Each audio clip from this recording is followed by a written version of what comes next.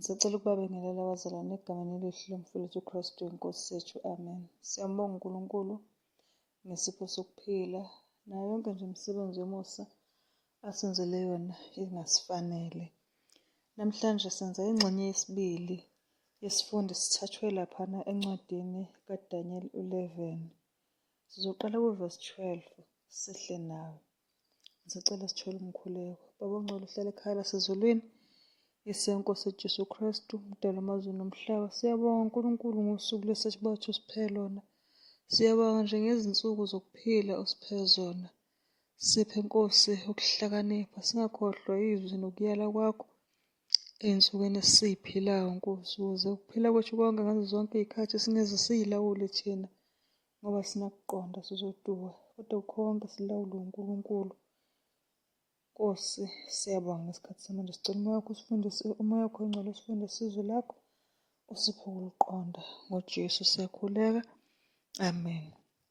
Ngiphinde ngiyababingelela abazalwane egameni elihle umfowethu uKristu inkosi sethu, amen. Namhlanje siqhubeka naso isifundo sithethe encwadini kaDaniel 11. Namhlanje siqala ukufunda laphana kuverse 12. Singafundi nje uma uzobuka kahle suka nje kuDaniel 10, uDaniel 11 engathi ugxile laphana, ngathi sikhuluma ngomlando, yabona, kulokhu kuvela amagama amakhosi, kuvela amagama amadolobha, kuvela ama-events, izinto ezenzekalayo, uyabo. Ngoba ekugcineni ayikho incwadi eBhayibhelini ebekwe ngaphandle kwesizathu. uNkulunkulu wayekhuluma kuDaniel ebonakala eProfethi, kufuneka siveze ukuthi impela kwagcina kufezekile. Bese siyakholwa ukuthi uNkulunkulu futhi akakukhuluma ngathi ngesikhathi sethathu kuzokwenzeka. Sibe nesiqiniseko sokuthi uma kwenzeka kwabasendulo nangathi kuzokwenzeka, ngoba ekugcineni ngoba siphila nje le mpilo engiyiphilayo kuzoba nesiphetho sakhona. Noma sonke singafa ngendlela efanayo, sonke sibulawe izifo noma i-COVID, kodwa ekugcineni umuntu nomuntu kuzocaca ukuthi noma engafa njengabo bonke, kodwa ubani lona ofile. Ngabe uzothola ukuphila okuphakade noma uzothola ukulahlwa yini ekugcineni. Kodwa uNkulunkulu ngokwakhe elesha iBhayibheli lakhe ebefuna ukuba sonke sisindiswe. Bazalwane, njengamanje ngifunda uDaniel 11 uverse ngo-12. uDaniel 11 uverse 12 okhona ufundeka kanjena, uthini? Kepha isixuku sesisusiwe, inhliziyo yayo iyakuziphakamisa, iwise phansi izinkulungwane ezingamashumi amaningi, kepha ayiyukuba namandla. Amen. Kwingxenye yokuqala safunda uDaniel, saqala kuverse 1 sagcina kuverse 11. Siqhubeka khona-ke lapho Nkosi yami kuverse 12. Sithini la? Sithi iverse 10 mayiqala ithena, kepha isixuku sesisusiwe. Wathiwani? Ya, kepha isixuku sesisusiwe. Kwelabanye le-English kuthini? Libhalwe kanjani? Kuthiwana, when he hath taken away the multitude. Yabo, uma uzokhumbula kahle, emva kwalokhu kulwa besikhulume ngakho, la khona uFilofatha ehluliwe u-Antiochus, angithi kuthiweni ubani owahlula omunye? UFilofatha ungathini? Wayenjani? Wayehlule, hhayi ukuthi wayehluliwe. Sigcine sithi kwingxenye yokuqala kwaDaniel isifundweni sasekusona sagcina la khona kade kuliwa uFilofatha elwa no-Antiochus. uFilofatha wenze njani? Wanqoba, wahlula u-Antiochus. Yini ezokwenzeka? Kepha isixuku sesisusiwe, kwase sekuthiwani? Inhliziyo yayo iyakuziphakamisa. Yabo, inhliziyo yayo iyakuziphakamisa. Inhliziyo yayo ini? Inkosi. Inkosi ubani? uFilofatha. Yabo, so uFilofatha lona okhulunywa ngayo lana kuDaniel 11 verse 12 kuthiwa uyothi uma ibuka i-success yakhe, izinto azinqobile, bese inhliziyo yakhe iba nani? Igcwala impakamo. Makwase sekuthiwani? Kuthiwa-ke iwise phansi izinkulungwane ezingamashumi amaningi. Awise phansi izinkulungwane ezingamashumi amaningi. Ngele-English abafundi kuthiwa kwelo iBhayibheli, he shall cast down many 10,000s. Okay. Uthini lo musho ukancane? Uma uzokufunda emlandweni, uyathola ukuthi uFilofatha esebuyele ekhaya emva kokuthi esenqobile nje ebona ukuthi izinto zenzeka ngokuthanda noma ngohlelo lwakhe. Wathi on his way back home esephindele ekhaya, uFilofatha kuthiwa wama eJerusalema ukunikela ema ngenhloso yokunikela kuNkulunkulu odala amazulu nomhlaba, owaziwa ngokuthi uNkulunkulu ka-Israyeli. Okay. Kuthiwa emva kwalokho wabe esezama ukungena ethempelini elingcwele likaNkulunkulu. Kodwa kuthiwa khona into eyamehlela uFilofatha, washawa ukwesaba okukhulu, yabo. Waba vele all of a sudden wazizwa sewumuntu othuthumelayo, yabo. Ingqondo yakhe yaba nokudideka, yabo. Kuthiwa wabe sethathwa, babe sebemqukula, wathathwa esuswa kuleyo ndawo. Kuthiwa abantu ababemthwele, it was like he were half dead. Umuntu mhlawumbe wangathi uqulekile, noma ngoba simthwele nje asinalo kahle hle ithemba lakuba uzophila, yabo. Kuthiwa kanjalo uFilofatha-ke waseseyasuka eJerusalema.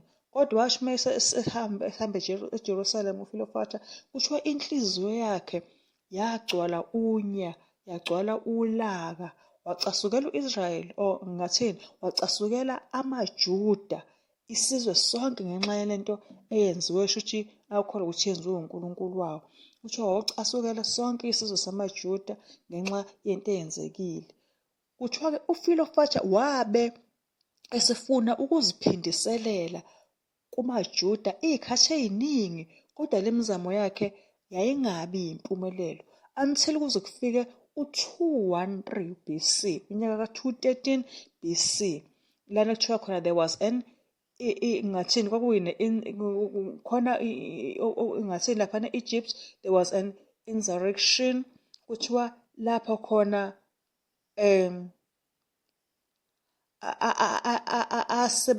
asebenzisa i-event lena yayise-Egypt, wasebenzisa ama-Egypt ukuthi wasebenzisa leyo event ukuthi kube lula ukuthi athole indlela yokuziphindiselela yena kumaJuda. Kuthiwa wathi uma seyithole leyo ndlela waphumelela uFilofatha lokuthi ekwazi ukubulala amaJuda awu-40,000 laphana e-Alexandria. Okay. Ikutheni ivesi 12 uma iqhubeka ithena, kepha ayiyukuba namandla. Kepha ayiyukuba namandla. Okay, kade lokhu ezama uFilofatha ukwenza i-revenge noma ukuyiphindiselela kumaJuda, kulokhu kungabi impumelelo. Kodwa ngo-213 BC kuthiwa wakwazi, yabo. Wakwazi kangangokuthi waphumelela ukubulala amaJuda awu-40,000 laphana e-Alexandria. Kodwa uma iqhubeka uvesi 12 laphana kudinga 11 uthi-ke, kepha ayiyukuba namandla. Kepha ayiyukuba namandla. Iniyona le nkosi lo uFilofatha. Ngele-English ithwena, but not be strengthened by it. Okay. Kusho ukuthiwani la, kuthiwa kodwa lokhu akwenzayo akumenzanga ukuthi ebe namandla amaningi. Ukubulala lawo maJuda akumenzanga ukuthi egene ipower noma i-strength, yabo. Kodwa into oyenzeka kuthiwa khona abanye bakheka uFilofatha esizweni sakhe, abasho uma bebuka lento akayenzile esizweni samaJuda bangayithanda. Kunalokho kanjani, ngathini, baba against him, bamelana naye. Shuthi singathini ngolimi olujwayelekile, bamvukela. Amen. Ngisacela ukuqhubeka ngifunda uDaniel 11. Ngisacela nje ukuzama ukuphangisa, ngizovele ngifunde amavesi amabili njengamanje. kuthiwa uverse 13 khona lapha eDaniel 11 uverse 13 ngifuna uverse 13 kuya kuverse 15 ya ngisacela nje ukuvela nje ngaphangaphange amavesi Daniel 11 ngiqala kuverse 13 14 bese ngiyama nje laphana ku15 ngenhloso yokuseva isikhathi uverse 13 athi-ke inkosi yasenyakatho iyakubuya iveze isixuku esikhulu kunesokuqala ifike nokufika ngasekupheleni kwezikhathi eziyiminyaka nempi enkulu nempahla eningi 14 ngalezo zikhathi abaningi bayakuyisukela inkosi yaseningizimu nabaphangi babantu bakho bayakuziphakamisa ukuqinisa umbono kepha bayakuwa bese uverse 15 athi iyakufika inkosi yasenyakatho inqwabele iduli ithathe umuzi obiyiweyo izingalo zaseningizimu aziyukuma nabantu bayo abakhethiweyo abayikuba namandla okuma amen ngisacala nje ukuma la ngingaze ngiqhubeka kakhulu kuthiwani la kukhulunywa ngenkosi kuthiwa inkosi yasenyakatho iyakubuya nane iveze isixuku esikhulu kunesokuqala uqala kanjalo verse 13 kwaphela English kuthiwani King of North return greater multitude than the former for the king of the north shall return and shall set forth a multitude greater than the former kuthiwani la kukhulunywa njengamanje ke inkosi yasenyakatho ubani loyo Antiochus Magnus Antiochus lona Magnus obehlulwe ubani yile nkosi yaseningizimu esitheni igama lakhe yobani uPtolemy Philopator esitheni ubani uPhilopator so siyathola kuverse 13 uthi cha wayehluliwe njalo Antiochus uzobuya nempi eningi kakhulu ukulanena awayenayo khathi ezenqotshwa uAntiochus angithi itheni mayiqhubeka iverse ithi-ke ifike nokufika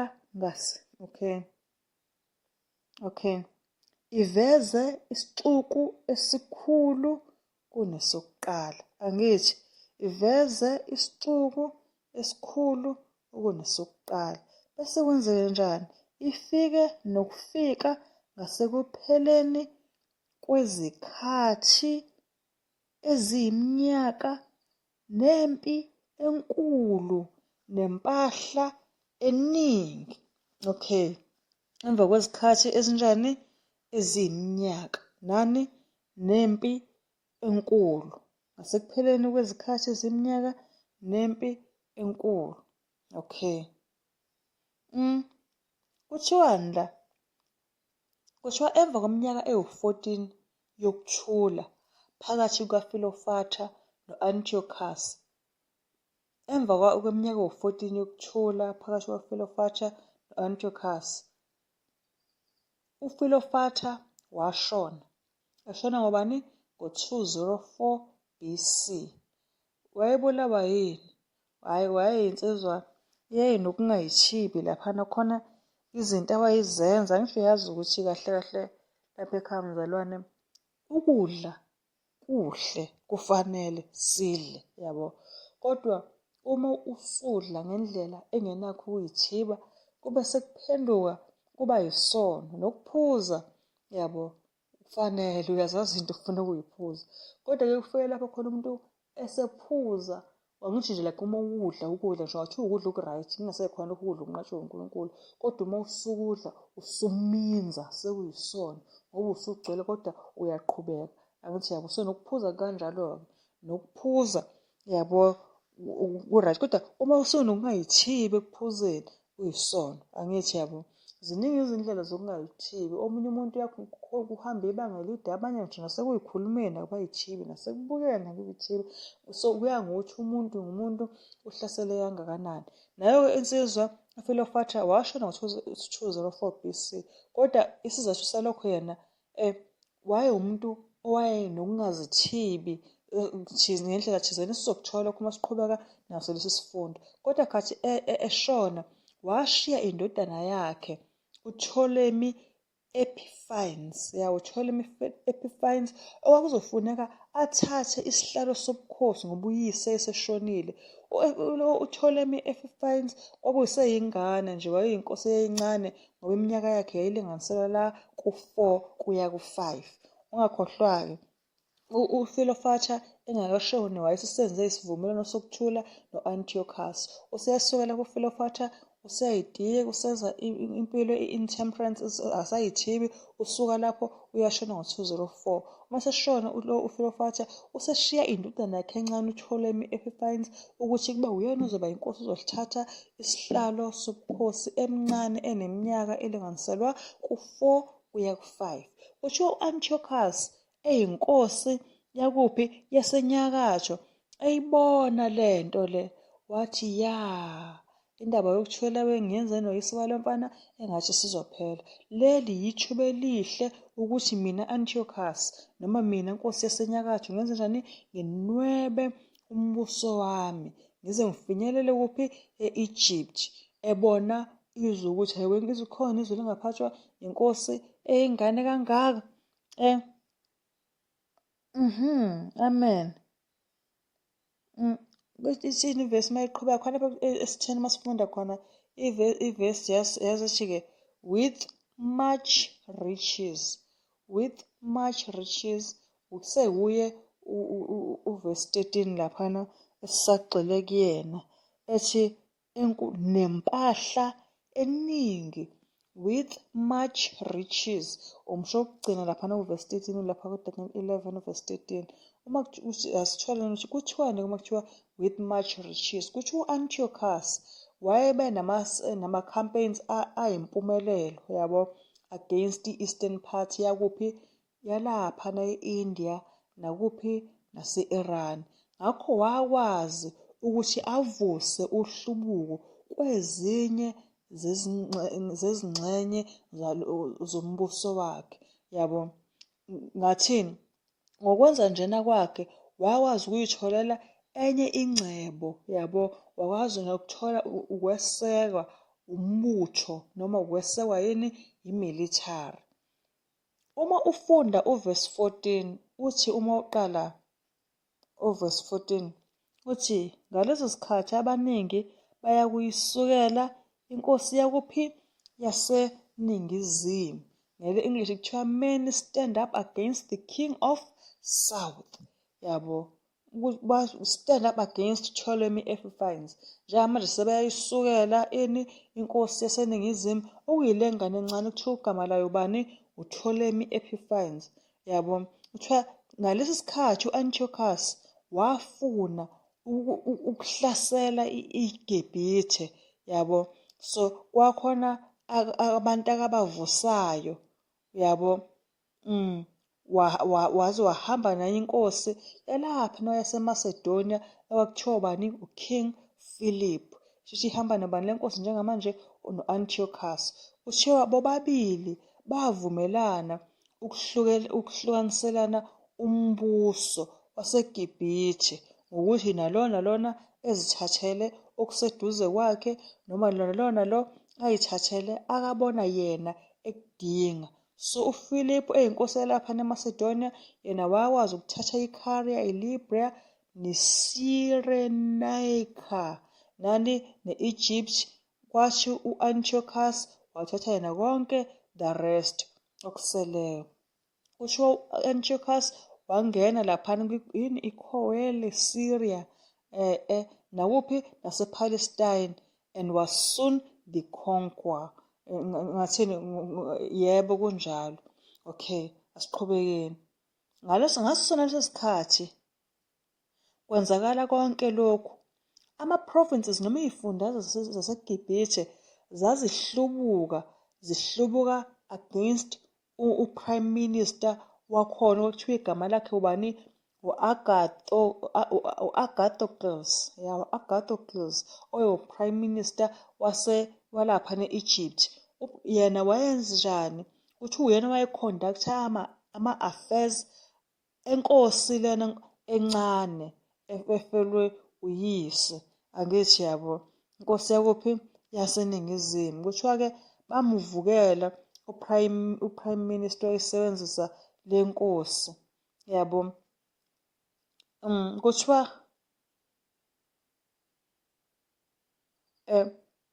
ama-Egyptians kukhona ukuheheka noma izinto ezazenzeka ngapha nangapha ezazenza ukuthi behlubuke lo prime minister, behlubuke le nkosi encane. Kwase kuvuka ama-Alexandrians avuka enza ukuthi lo prime minister Agathocles yabo, enza ama-Alexandrians ukuthi yena lo prime minister nosisi wakhe noma wakhe yabona bonke abasondelene naye benze njani, babulawa. Okay, kube sekuqhubeka sifunda uvesi 14 kuthiwa nabaphangi babantu bakhe, uvesi 14 laphana ngasigcithana ngaleso sikhathi abaningi baya kuyisukela inkosi eseNingizimu lena eyingane besikhuluma ngayo ukuze kwabulawa shona no-prime minister wayo yabo. Nampo o-Antiochus nobani noPhilip bayithathela laphana umhlaba wayo. Angithi yabo.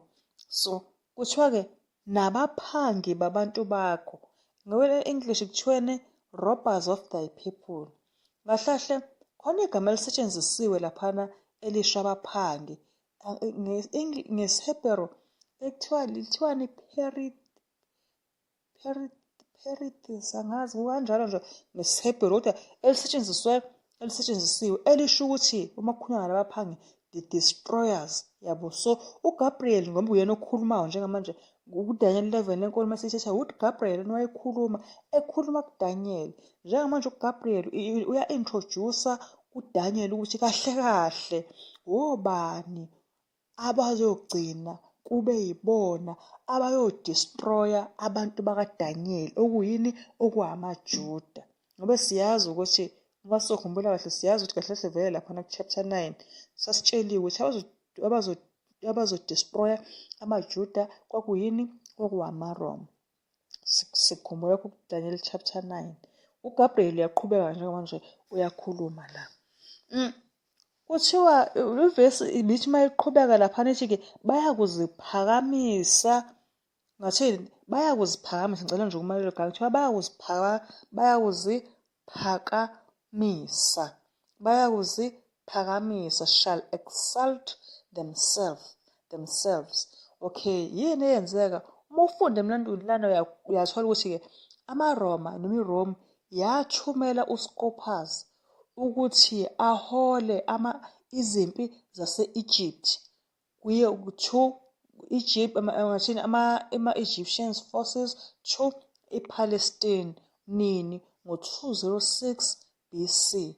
So uScopas into akayenza wathatha back iCowell Syria. iCowell Syria ngenza ukuthi mhlawumbe angibizi kahle, kodwa iCowell Syria ilena esithena esibonile ukuthi emva kokuthi u-Antiochus noPhilip benze isivumelwano sokuthi bazosebenza ndawonye ukuphuca le ngane encane eyinkosi umhlaba, sathola ukuthi Antiochus yena wangena laphana kwi-Coel Syria, angithi yabo, walenzela-ke ngokungemthetho. Okay, siyathola ukuthi amaRoma esethumela uScopas ukuthi ahole impi yaseGibhithe, yiwa laphana kuya ePalestine ngo-206. Wakwazi uScopas ukuthatha back iCowel Syria nePalestine yabo. Wathatha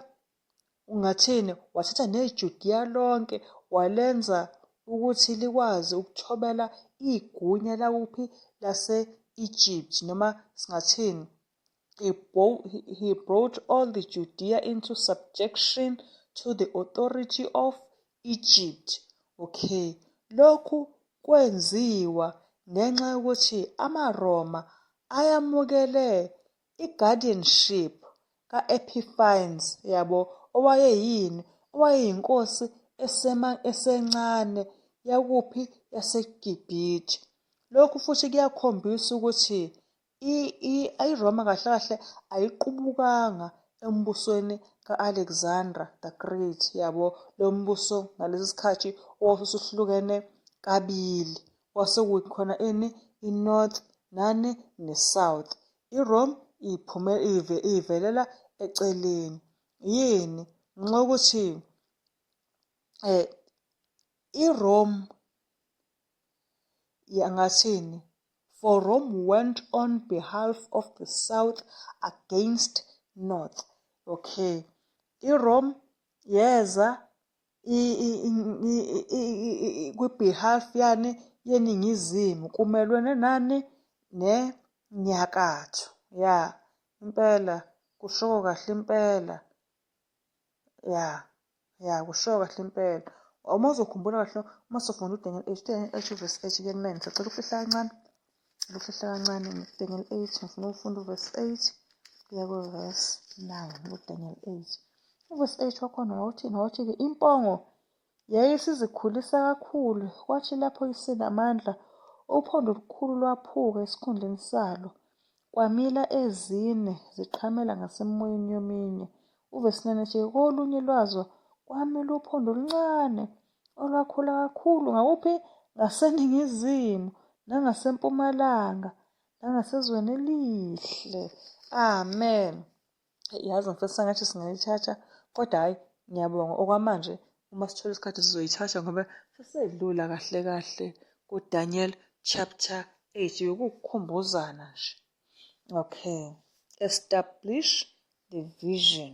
Establish the vision. Ukuqinisa umbono, yabo. Ukuqinisa umbono, lawo igama ngathini sithola laphana kuverse 14 wakhe uDaniel 11 ethi bakuziphakamisa ukuqinisa umbono. Kuthiwani lana, yabo. So angithi njengamanje yayibona iRome isesineRome njengamanje ngalesi sikhathi. Yenze njani? Iyasungula or iya-demonstrate. Okay. Ngathini? Iqiniso khona iqiniso elivelile la ey'fundweni ekade zilokhu noma embonweni beliveza ukuthi iRome iyona kahle kahle eyayizokwazi ukuba was going to be a world player, yabo. So kuthona ukuthi uma uqhuba nevosi kuthiwa but they shall fall. But they shall fall. Kepha bayakuwa. Kuthiwani la? Sekukhulunywa ngoScopas la ukuthi but he was finally defeated. Kwahamba naye uScopas wenze njani? Wahluleka. Sathi uma siyafika uverse 15 kaDaniel uthi-ke iyakufika inkosi yakuphi? Yaseningizimu. Iyakufika inkosi yakuphi? Yasenyakatho, ngiyaxolisa. Uverse 15 ithi iyakufika inkosi yasenyakatho. King of North shall come. Yabo. So la ngiyaqhubeka, yabo. Usiqhubeka from kuphi? I-previous verse. Kuthiwani la? U-Antiochus Magnus ngathini? Wayezobuya futhi ebuyele laphana kuphi? eScopas, yabo.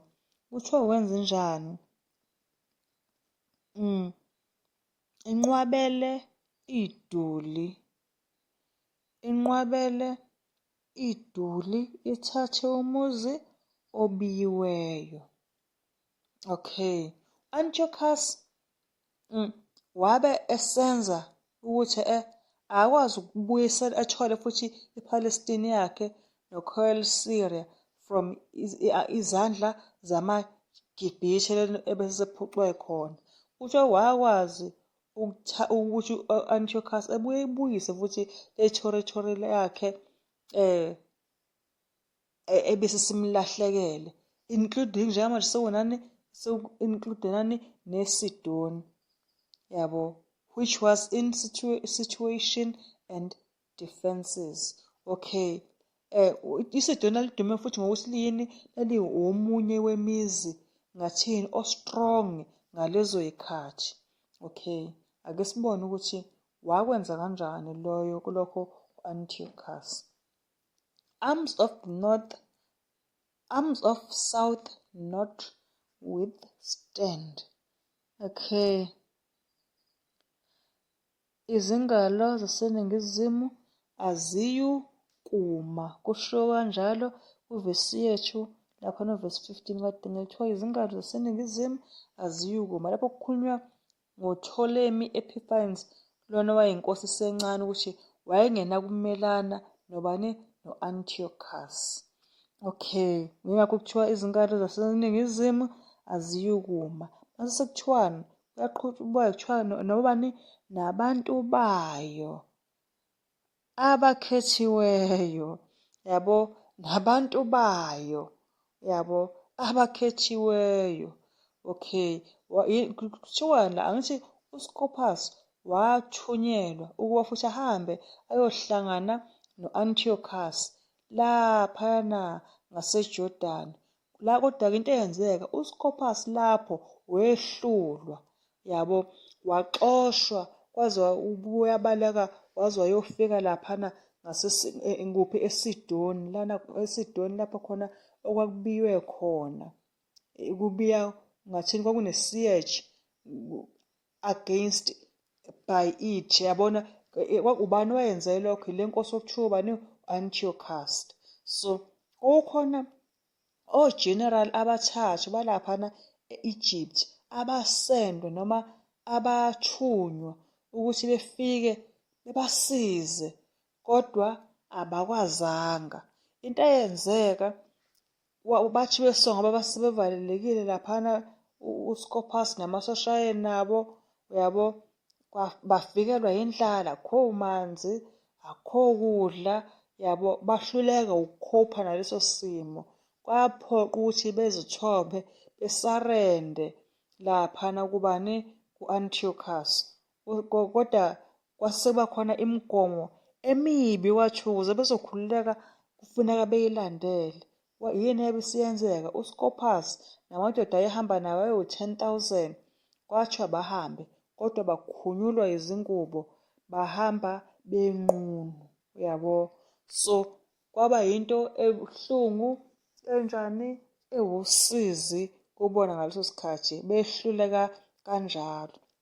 Uthini uvesi 15 uma uqhubeka uthi-ke abakhethiwe abayikuba namandla okuma, abayikuma namandla okuba, neither any strength to withstand. Kuthiwani? Ithini le vesi? Kuthiwa kahle kahle akekho umuntu owayengamelana nokuhlasela kukabani? Wenkosi u-Antiochus Magnus. Ngisacela ukufunda uDaniel 11 uvesi 16. Yazi ngiyafisa nje Nkosi yami nami ukuthi izifundo zethu zingabi zinde, kodwa uDaniel 11 ubonakala ngathi i-chapter ende kakhulu, inama-verses amaningi kakhulu. Ngisacela ukufunda uvesi 16 khona laphana kuDaniel 11. Uvesi 16 afunda kathi, kepha omsukelayo uyakwenza njengentando yakhe, akakho uyakuma phambi kwakhe, uyakuma ezweni elihle, abhubhise ngesandla sakhe, yabo. Kepha omsukelayo, iqala ivoice ethi, but he that cometh against him, but he, kepha omsukelayo, yabo. Kuthiwani la? Kuthiwa even though uScopas, yabo, oweza emelene nani? Nenyakatho, on behalf of iNingizimu, wayengenakumelana no-Antiochus Magnus. U-Antiochus Magnus owayeyinkosi yakuphi? Yasenyakatho, yabo. Kuthiwa even though uScopas owasuka ngathini? Eyomelana nenyakatho on behalf of iNingizimu, wayengenawo amandla okumelana no-Antiochus Magnus owayeyinkosi yakuphi? Yasenyakatho. Siyabona kahle kahle ukuthi iRome lana yayizobuya namandla ngaphansi kokuhola kukabani? KukaPompey. Kukabani? KukaPompey. Kodwa njengamanje siyabona iRoma iqala ukuveza amandla ayo. Okay, but he Okay, besilana ukuthi kodwa kepha omsukelayo. Okay, ake omsukelayo, yabo asikhulumeni ngalana omsukelayo. Kukhulunywa ngeRome la ngaphansi kukaPompey. Iyona-ke eyayizoza izomelana nenkosi yakuphi yaseNyakatho. Ngaleso sikhathi kwasekubani inkosi yaseNyakatho? Kwaseku-Antiochus Asiaticus. Antiochus Asiaticus. Kwasekunyaka ka-69 BC. 69 BC. Okay. Kuthiwa-ke kepha omsukelayo uyakwenza njengentando yakhe. Okay, according to his will, njengentando yakhe. Uma ufunda isifundo kuthiwa lokhu kwaba yiqiniso ngeRome noPompey, ngoba uPompey waseseyini eseyilona khanda leRome. uPompey wanqoba iSyria, yabo, kwakuthatha ezandleni zikabani zale nkosi ekuthiwa Antiochus Asiaticus, wakuthatha, yabo. So ulona wayeyinkosi yakuphi yaseNingizimu. Kwenzeka nini lokhu? Kwenzeka ngo-65 BC, okwenza ukuthi iSyria lena ibe enye-ke yama-provinces noma ibe enye yezifundazwe zaseRome. Okay, sitheni masiqhubeka nevesi kuthiwa-ke, none shall stand before him, akakho oyakuma phambi kwakhe. Okay, kuthiwani la, uma usifunda isifundo kuyaveza ukuthi wayengekho owayengema endleleni kaPompey. Yebo, wayengekho owayengema endleleni kaPompey. Uyakuma ezweni elihle, he shall stand in the glorious land. Kuthiwani? Ngo-161 BC, amaJuda enza isivumelwano noma abanodaba nengxoxo enhle, abanesivumelwane namaRoma. Ngo-161 BC amaJuda enza isivumelwano nobani? NamaRoma. Kodwa ngo-63 BC lama two competitors kwakuwubani? Hyrcanus nobani? No-Aristobulus. Aristobulus no-Hyrcanus, yabo. Kukhona umncintiswano ukuthi ubani abafuna ukuthi abuse lapha eJudiya, yabo. So uPompey came up against iJerusalem. Nobani? Wayeseqokwe ubani? U-Aristobulus, yabo. Lo Aristobulus ade sikhuluma ngaye, yabo. Okay, ubani kahle lo uHyrcanus no-Aristobulus babefuna ukuphatha lapha eJudiya, yabo.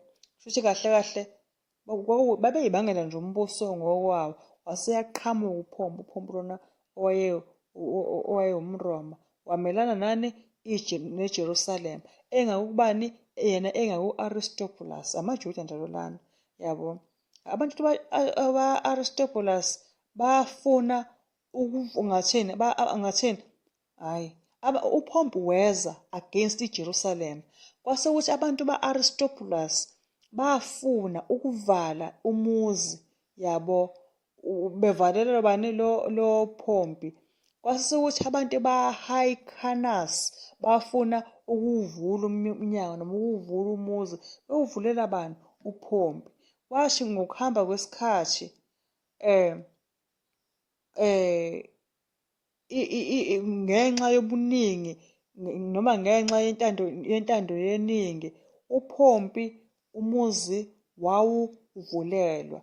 The latter of the two being in the majority opened the city up to Pompey. At this point, abantu ba-Aristobulus bahamba balaphana entabeni yasethempelini belungela ukwenza njani?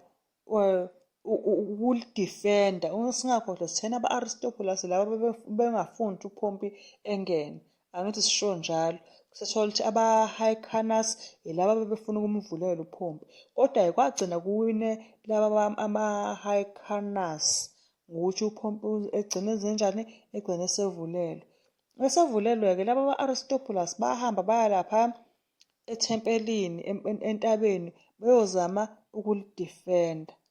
Kodwa-ke uPompey finally wakwazi ukufohla noma ukubroka through udonga lethempeli walithatha ngenkani yabo isaythi yalaphana ethempelini. So iJerusalema lasiselikwazi ngokwenza njalo iJerusalema lasiseliba esinye sezifundazwe noma seyifunda zeRome ngo-63 BC. Okay, but his hand shall be consumed. By his hand shall be consumed. Okay. Sithole lapha kuye uverse 16 umusho verse 16. Excuse me. Abhubhise ngesandla sakhe. Igcina kanjalo, excuse me, uverse 16 abhubhise ngesandla sakhe. By his hand shall be consumed. Which one never did again did Judea or Jerusalem have its independence. Yabo. So kukhulunywe ngobumba ngesandla sobumba salaphana eRoma ngathi esalibambayo iJerusalema until laze la destroywa kahle ngesandla sikaTitus ngo-70 AD. Emva kwalokho uzobona ukuthi iRoma yayinqobe iMacedonia neThrace. Yabo. Okay, njengamanje sebanjani ba-overthrowa iSyria neJudea ngathini okuyini nalaphana kuma-northern parts ombuso ka-Alexander. Yabo. Kwase sekubusa nje amaRoma konke lapho. Njengamanje amaRoma asebonakala now Rome now becomes the king of the north. Aseyaqala-ke nje amaRoma aseba yinkosi yakuphi yalaphayana eNorth. Amen. Ngicela ukufunda uDaniel 11 verse 17. Ngicela ukufunda incwadi kaDaniel 11 verse 17. Verse 17 afundeke kanjena uthi uyakubhekisa ubuso bakhe ukufika namandla ombuso wakhe wonke kanye nezivumelwano azenze. Uyakumnika indodakazi yabesifazane ayonakalise, kepha ayiyukuma ingabi ngowakhe. Amen.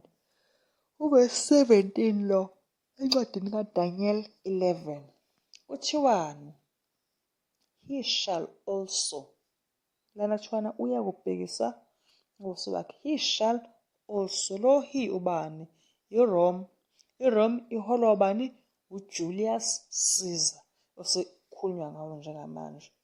Uyakubhekisa ubuso bakhe. He, uma kuthiwa he sikhuluma ngani? ngeRome ingaphansi kokuhola kukabani?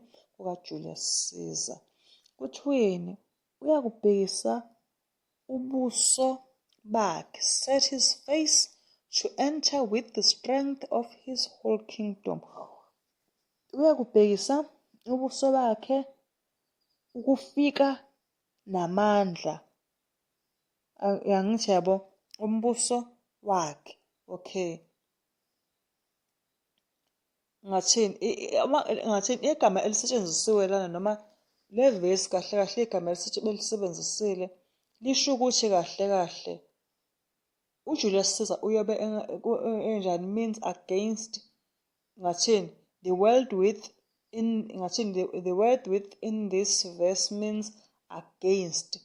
Yabo kuphi ngokwesiHebheru in Hebrew. So uma siyifunda le verse kuthiwa uyakubhekisa ubuso bakhe. Yabo ukungena amelane namandla ombuso wakhe wonke.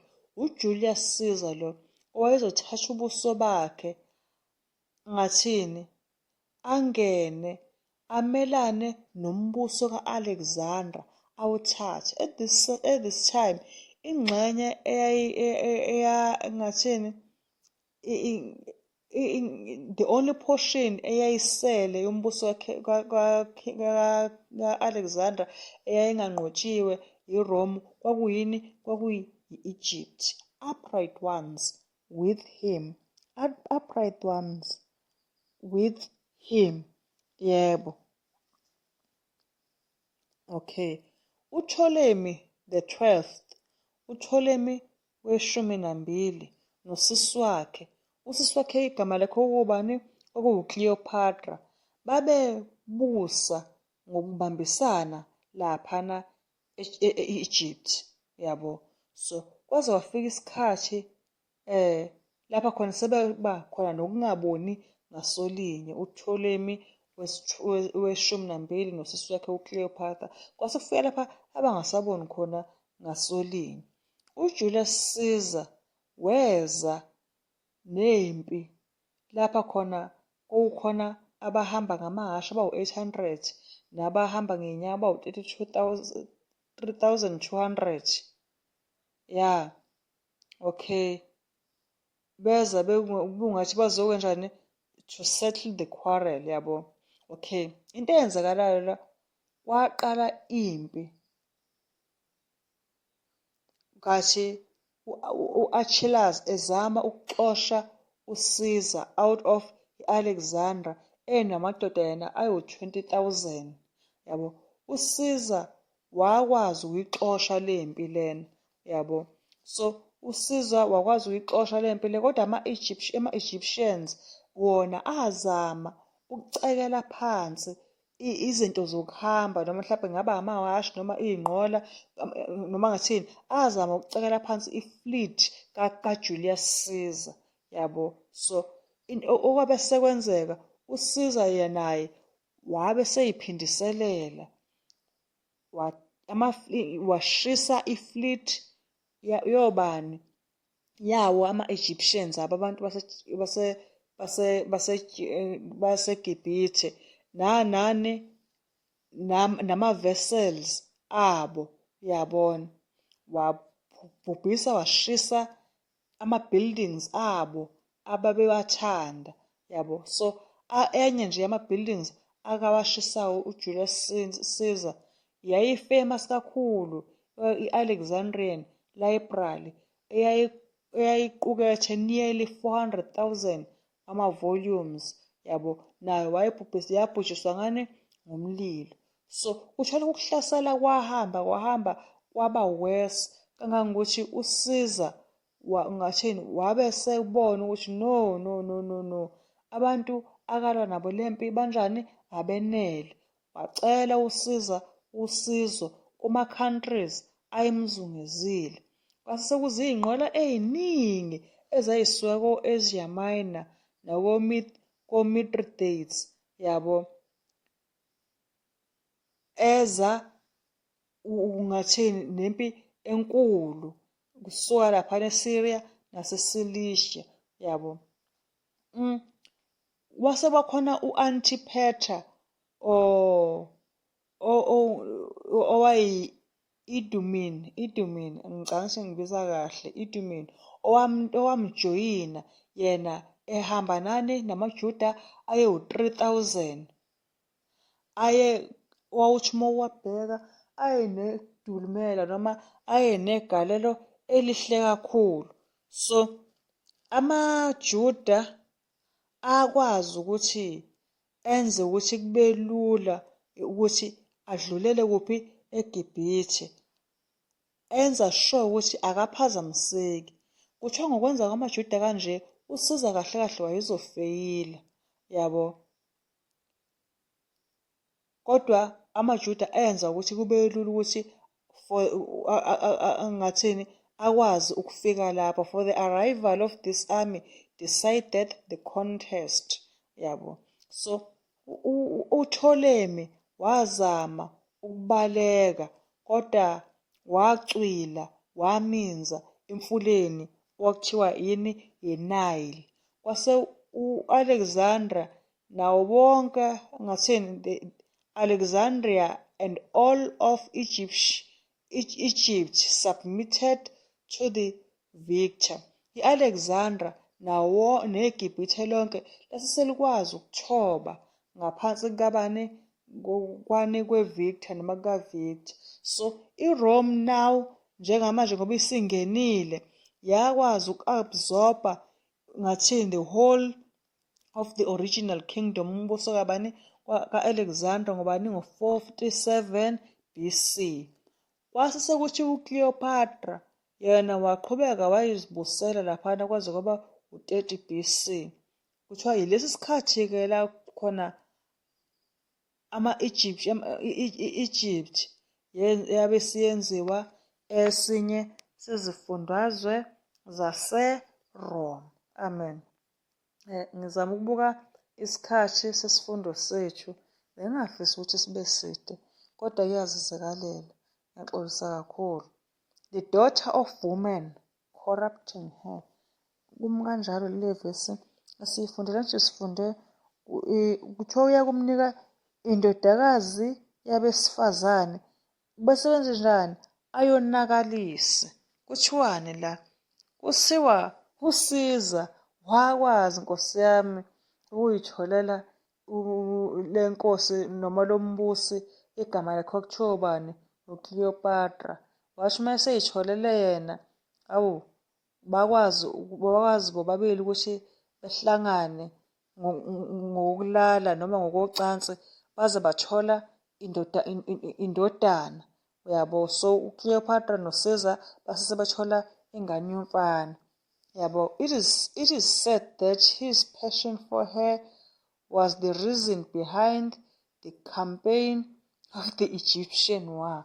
Wayevele njalo lo Caesar eyifuna le ntokazi kuthiwa uCleopatra, eyifisa nje, uyabona nezinto akazenzayo kubonakala engathi khona ama-campaigns akawenzayo, yabona kwahle ufuna lo muntu wesifazane.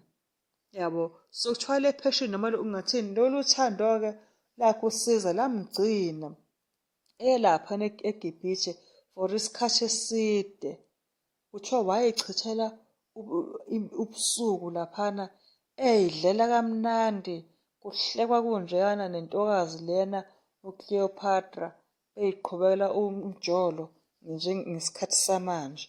Uyabo, kuthiwa utheni masiqhubeka kwathiwa kepha ayiyukuma ibe ngowakhe, kepha ayiyukuma ingabi ngowakhe. Kuthiwani la? Kuthiwa uCleopatra emva kwalokho wahamba wayoyijoyina nobani? No-Anthony. U-Anthony owayeyisitha sika-Augustus Caesar, yabo, and exerted her whole powers against Rome.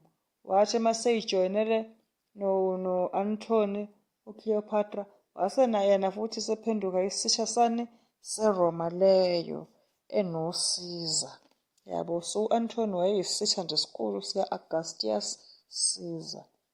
Anokufunda uDaniel 11 uverse 18. Uverse 18 ufundeka kanjena: useyakubuphendulela ubuso bakhe eziqhingini, athathe eziningi, kepha isikhulu siyakuqeda ihlazo elenziwa nguye, futhi sibuyisele ihlazo lakhe kuye. Uverse 18 kuthiwa, after this shall he turn his face unto the eyes. Nkosi, angifunde ngesiZulu. Useyakuphendulela ubuso bakhe eziqhingini. Angithi kuthiwani la?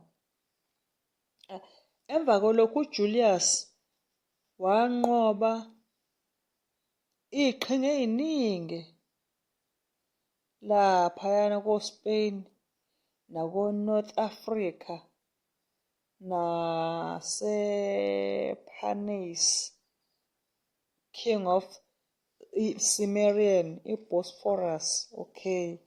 Kodwa ithi mayivese iqhubeka ithi, kepha isikhulu, but a prince. I-prince okukhulunywa ngayo lana iyiphi? I-prince okukhulunywa ngayo lana kwakuyindoda, igama layo elaziwa ngokuthi uBrutus. Lesi sikhulu okukhulunywa ngaso sithiwa siyaqeda ihlazo elenziwa nguye. Siyaqeda isikhulu sinjani? Siyaqeda. Okay. Sesiyagxuma-ke njengamanje siya phambili laphana evesini. Sifuna ukubuka leli gama ukuze kuzoba khona umqondo othana ukuze sizokwazi uku-understand-a sonke mayelana ney'ngxenye zaleli vesi. Kahle kahle la iRome yayisiyi-republic, angithi. Kodwa emva konke lokhu ukunqoba kukaJulius Caesar, i-title of the king uJulius Caesar wase esenikezwa yona kuthiwa Julius akube inkosi, angithi yabona, befuna ukuthi abe inkosi. Kuthiwa into eyenzakalayo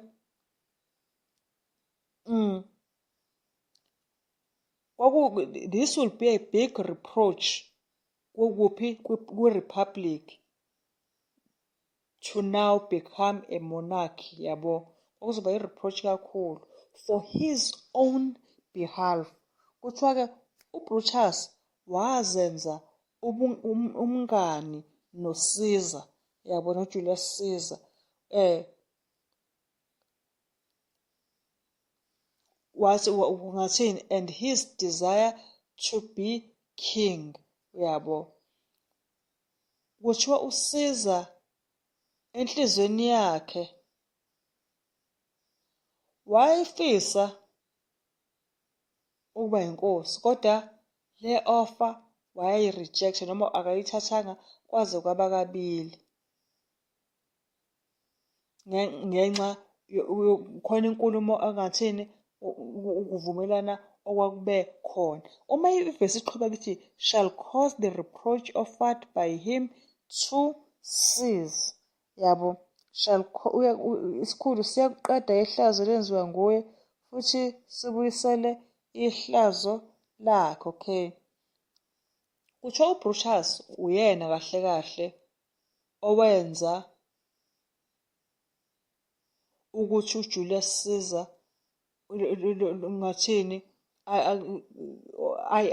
le offer yokuthi ebe inkosi yenze njani? Ime kuyena, yabo. So uBrutus uyena waye behind all wonke lama affairs. So uBrutus wayengabi yena ngokwakhe wayengenaso isifiso sokuba inkosi, yabo. Ngakho wenza ukuthi konke lokhu kufole under ubani? Ubuyele kuJulius, yabo. Kodwa angicela ukufunda uvesi 19 kuzobe sekuclear kahle kuvesi 19 ngoba uvesi 19 ithi-ke useyakubuphendulela ubuso bakhe ezinqabeni zezwe lakubo, kepha uyakukhubeka awe engabe safunyana, yabo. He shall turn his face toward the fort of his own land. So Julius turned his face back to Rome after his conquest, yabo. Kodwa kuthiweni into eyokwenza kuthiwani? Kuthiwa uyakuphendulela ubuso bakhe ezinqabeni zezwe lakubo, kepha uyakukhubeka, angithi. Enze njani? Uyakukhubeka awe uvesi 19 kepha uyakukhubeka awe angabe esafunyana. Khathi ebuya eyakuphi? eRome. Finally wayimukela i-offer yokuthi abe inkosi. uJulius weza eSenate wasihlala esihlalweni sobukhosi esasikhavwe ngani? Ngegolide, ukuthola i-title yakhe. Yingalesi sikhathi la uJulius wabulawa. Ebulawa bani? uCassius. uBrutus nabanye. uBrutus lona kade lokhu ezenza umngani wakhe nobani nabanye. Kuthi uJulius wagwazwa amanxeba awu-23 ngalo mkhonto kuthiwa yini idega yabo. Kuthiwa lokho kwamenza ukuthi angakwazi ukuma, ngathini, stumble and fall, angithi kushiwo njalo lelo verse kuthiwa uyakhubeka awe, okwenza ukuthi lokho akhubeke awe njengoba kwakushiwo eBhayibhelini. Mase kuthiwane angabe esafunyana. Kuthiwa uma uqhubeka akabange esafunyana ngoba vele wayesefile. Lokhu kwenzeka nini? Ngo-44 BC. Cela ufunda uDaniel 11 uverse 20. Uverse 20 athi, bese kuvela esikhundleni sakhe uyakulidlulisa umthelisi emhlobisweni wombuso, kepha ngezinsuku eziyingcosana uyakubhujiswa, kungabi ngolaka nangokulwa kodwa. Amen. Kungabi ngolaka nangokulwa kodwa. Okay. Then shall stand up in his estate. Stand up in his estate. Kukhulunywa ngoba njengamanje u-Augustus Caesar owalandela, owabusa, ethathe umbuso kubani? Komalume wakhe owubani? uJulius Caesar. Kuthiwa Augustus Caesar wenzani? Raiser of taxes in the glory of the kingdom. Uyakudlulisa, ungathini esikhundleni sakhe, uyakudlulisa umthelisi emhlobisweni wani? Wombuso. NgesiNgisi kuthiwa raiser of taxes in the glory of the kingdom. Okay. Augustus Caesar uyena owakhuphula intela. Angithi siyakukhumbula lokho. Uma ufunda kwakuzikhathi zikaKrestu. Uma ufunda uLuka 2 uverse 1 kuya kuverse 3, ngicela ukuthi ngivele ngofunde nje uLuka 2 verse 1 kuya ku-3. Lapho khona kuthiwa khona kwathi ngalezo zinsuku kwaphuma isimemezelo kuKhesari Awugustu sokuba kubulawe izwe lonke. Lokhu kubulawa kokuqala kwesizwe uKhureniyu ongumbuso waseSiriya bonke baya kubulawa yilowo nalowo umzini wakubo. Ebengifisa ukukhombisa ukuthi kwakubani? u-Augustus Caesar, kodwa kwelesizwe leBhayibheli kuthiwa ubani? u-Awugustu. Uqonde bani? u-Augustus Caesar. Kuthiwa u-Augustus Caesar uyena lona owayiphakamisa owakhuphula intelo ngey'khathi zikaKrestu. Lesi sikhathi sikaCaesar sasiziwa ngokuthi i-Augustan age. Babemteketisa kwakuthiwa yini? Augustan age. La khona iRome yayinokuthula. Kuthiwa i-justice, ubulungiswa babonakala benzeka kahle. Ku-right nje, yabona, ngakho indaba yokuthi khona umuntu osepaqakile, usevele imbambo ngenxa yendlala. Kunani? Ne-discipline nje, i-discipline yayifundiswa nangaleso sikhathi. Kuthiwa abantu futhi bekhuthazwa ukuthi bebe yini? Kufundwe, kube ney'fundiswa, yabo. So kwakuphinde kwaziwe ngokuthi lesi sikhathi it was a golden age of Roman history. Kwakuyi-golden age, kwakuyisikhathi nje esihle kakhulu emaRomeni. Asichubekeni sifunde. Few days he shall be destroyed. Few days he shall be destroyed. Kuthiwa kepha ngezinsuku eziyingcosana uyakubhujiswa. Kuthiwa 18 years, emva kweminyaka ewu-18 yokukhuphulwa kwentelo, u-Augustus washona, noma u-Augustus wafa. Kuthiwa this seemed only a few days to the prophet who was looking down centuries of the world's history. Okay, emva wabe seshona Augustus, kodwa kuthiweni? Kuthiwe kungabi ngolaka nangokulwa kodwa. Angithi siyokhu sifunda amakhosi amanye ayagwazwa kubona nje ingafaka buhlungu ingane yabantu ikhala. Okuwulaka mhlawumbe babekhuluma amagama amabi okuyicindezela nabo. Kodwa u-Augustus kuthiwa akafanga ngandlela enjalo. Augustus died peacefully in his bed. Wayefela ngokuthula nje kahle u-Augustus laphana embhedeni wakhe eNola, lapho wayehambe khona eyophumula noma eyofuna ukuthuthukisa impilo yakhe, angithi yabona. So oku-19 Agasti, Nkosami Augustus ingane yabantu izoshona nayo mhla ka-19 Agasti. Oku-14 AD yabo, uma usibuka isikhathi sokushona kwakhe kuthiwa kwakulana ko-9 washona yabo, 35 days before his 75th year of age. Wasekusela kancane nje ingane yabantu Augustus ithi 75 years yashona. So kunamahemheme noma kuney'ndaba-ke ezishoyo ukuthi kahle kahle ukufaka Augustus laphana kunonto yokwenza nomfazi wakhe wesine. Wayengenawo unkosikazi oyedwa noma wayengenawo umfazi oyedwa, kodwa babehambe baze bafika ku-4. Kunento yokwenza nomfazi wakhe wesine, igama lakhe kwakuwuLivia. Lona uLivia usolala ukuthi wamfakela uphoyizini ukuze uLivia kuzophatha ingane yakhe akayizale nayo Augustus lena okwakuthiwa uTiberius. Ngicela ukufunda nje ngithi kuthiwa uTiberius, okwabe sekufuna ukuthi-ke ebuse emva kokufa kukayise u-Augustus Caesar. Kwase sekuzobusa Tiberius.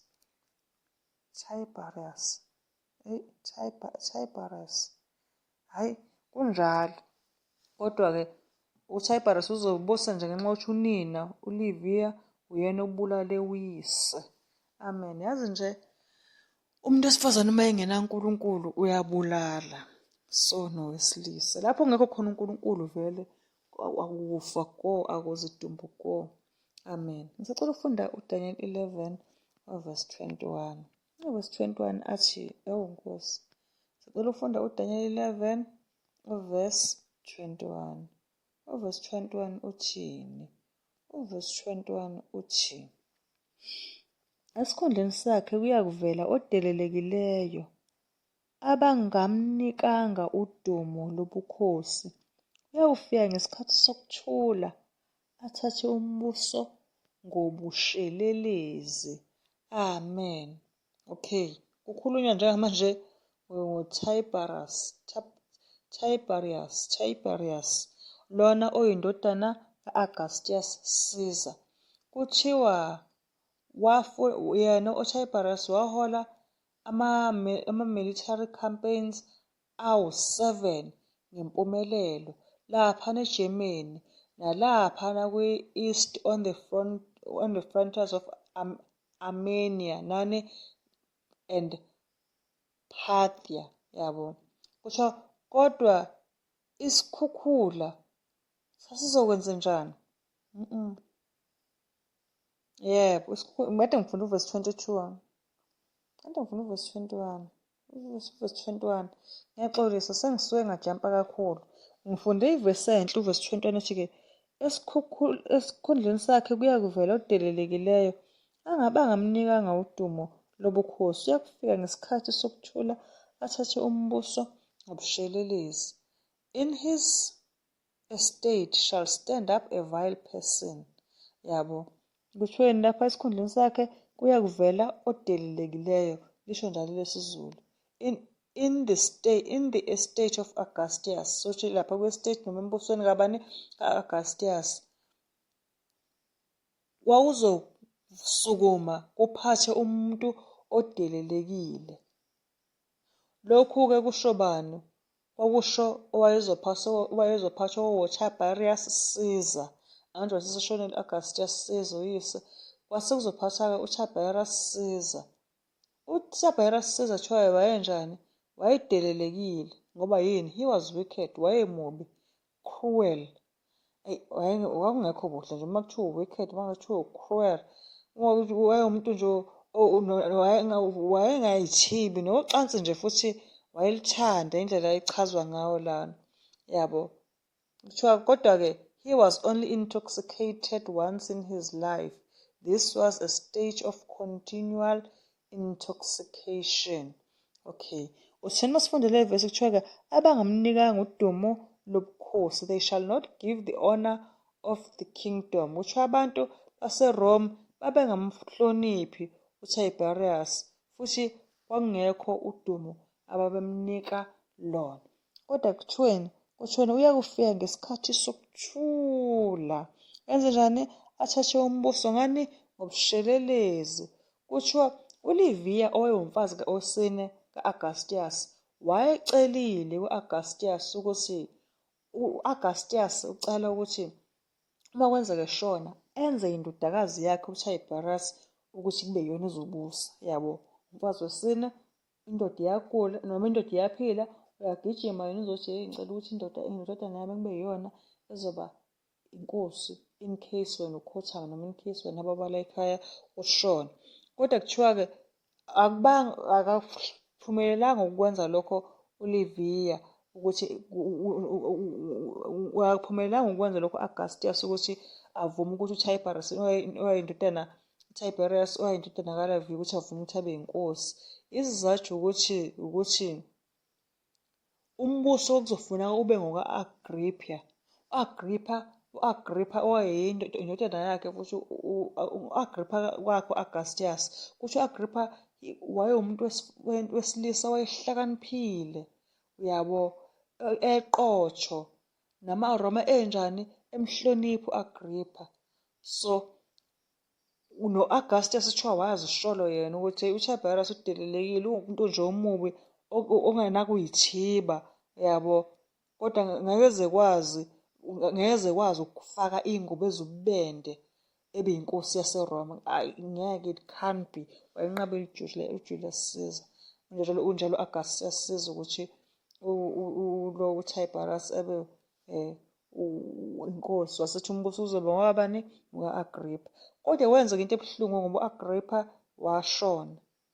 Lokho kwase sekuyamfosa ukuthi u-Augustus ephinde ekhethe futhi-ke esele sekhetha yena-ke lo Tiberius. So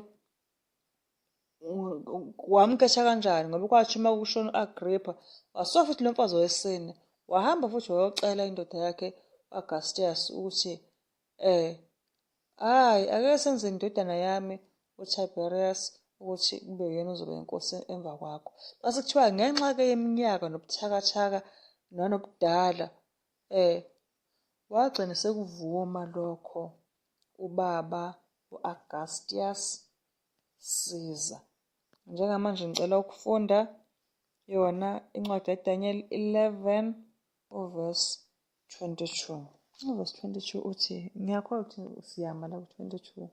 U-22 uthi-ke, ngengalo yesifufula bayakukhukhulwa ebusweni bakhe, babhujiswe yebo nesikhulu sesivumelwano. Uverse 22 la.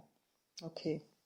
Uma uzofunda incwadi yemlando kuyakuvela ukuthi uTiberius eseshonile Augustus Caesar, uTiberius wahola ama-campaigns aba yimpumelelo kakhulu, ama-military campaigns awu-7 laphana eGermany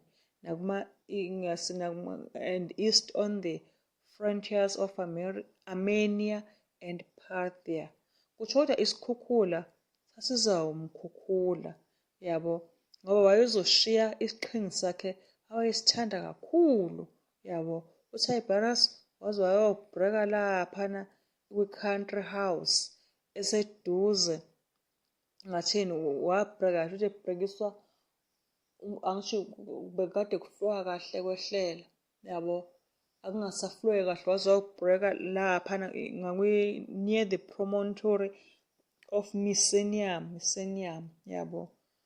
Lana umhla ka-16 March ngo-37 AD la khona wacwila uTiberius, wabonakala enjani?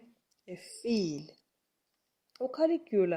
uCaligula wayelungiselela yena ukuthi ephelezelwe ukuthi eyothatha umbuso, kodwa kwabe sekwenzeka kwakhona izinto nje ezingatheni okumphazamisayo.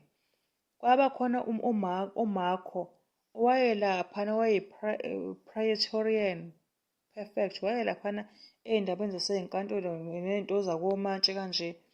owenza ukuthi uMarco lona owenza ukuthi uCaligula bamsuffocate ngamaphilo afe, yabo. Kodwa-ke uTiberius yena kutholakala ukuthi washona eneminyaka ewu-78. Also the Prince of the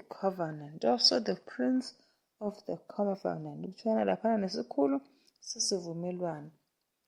Laphana ngasekugcineni kavesi 22 Daniel. Kutholana-ke sekukhulunywa-ke ngoMesiya uqobo owayezofika ukuzoqinisa isivumelwano nabaningi for iviki elilodwa, yabo. So uJesu Kristu uma usokukhumbula kahle wayezobulawa noma wayezoshawa aze afe kubusa inkosi uTiberius Caesar, ngoba according to incwadi kaLuke 3 verse 1-3 uTiberius lona unina wayewuLiviya lona kuthiwana wayedelelekile engenakuyithiba, wayeyinkosi nje ingenzi kahle. Kodwa-ke ake sikuphruve ingabe ngathi siyamsukela ukuthi uJesu Kristu ufa nje kubusa yena lo Tiberius Caesar. Uma uzofunda incwadi yaLuka 3 verse 1-3 angithi kuthiwani? Kuthiwa-ke kwathi ngomnyaka weshumi okay. According to uLuke 3 verse 1-3 uTiberius wayebusa khathi uJohane uMbhapatisi eshumayela. Angithi? Okay. Uma ufunda uLuka 3 verse 1-3 uthi-ke kwathi ngomnyaka we-15 wokubusa kukaTiberiu Kesari. Tiberiu Kesari ulona esithena uTiberius Caesar lona esithena he was a vile, wayedelelekile. Kuchazwe nje umuntu wayedelelekile laphana kuDaniel 11. Kuthiwa uyena wayebusa ngesikhathi umsebenzi kaJohane uMbhapatisi nokubhaphathisa kwaJesu ngalezo zikhathi bakubusa yena. Kuthiwa kwathi ngomnyaka we-15 wokubusa kukaTiberiu Kesari, uPontiyu Pilato engumbusi waseJudiya, uHerode engumthetrakhi waseGalile, uFiliphu umfowabo engumthetrakhi lase-Itureya nelaseTrakhoniti, uLisaniya engumthetrakhi wase-Abilene, anase ngumpristi omkhulu, noKhayifasi. Kwafika izwi laNkulunkulu kuJohane indodana kaZakhariya, weza ezweni lonke laseJudiya eshumayela umbhaphathiso wokuphenduka kube ngokuthethelelwa kwezono. Amen. Sithini laba? Siqinisekise ukuthi according to Luke 3 verse 1-3 uTiberiya noma uTiberius uyena owayebusa khathi uJohane uMbhapatisi eshumayela, yabo. Waqala ngo-26 AD. Kwathi ngo-27 AD njengoba sikhumbula ngokade senza uDaniel 9 mangaphosisi. Kwathi ngo-27 AD uJesu Kristu wabhajadiswa. Kwathi ngo-31 AD uJesu Kristu wabethelwa esiphambanweni.